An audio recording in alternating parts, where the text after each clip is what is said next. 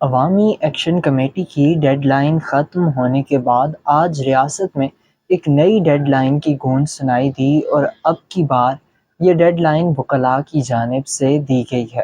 آج آزاد کشمیر میں جسٹس لیاقت شاہین نے قائم مقام چیف جسٹس کا حلف اٹھایا اور ان کے حلف اٹھاتے ہی ریاست میں ایک نیا شور اٹھا اور آزاد کشمیر بار کونسل نے مستقل چیف جسٹس کی تعیناتی کے لیے حکومت کو ایک ہفتے کی ڈیڈ لائن دے دی ہے۔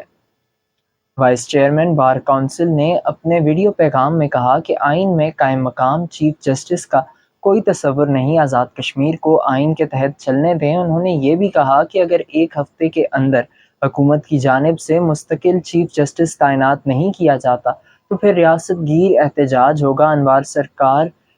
کو اب ایک نئی ڈیڈ لائن کا سامنا کرنا پڑ رہا ہے اور یہ ڈیڈ لائن اگر اس کو دیکھا جائے تو احتجاج کی صورت بھی یہ معاملہ اختیار کر سکتا ہے، اور اب دیکھنا یہ ہے کہ حکومت کیسے اس معاملے کو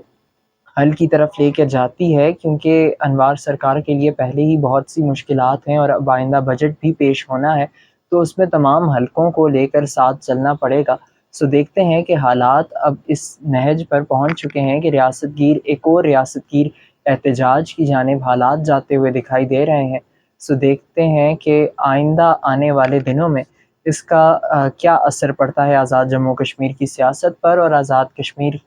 پر بطور ریاست۔ اسی کے ساتھ دیجیے اجازت، اللہ حافظ۔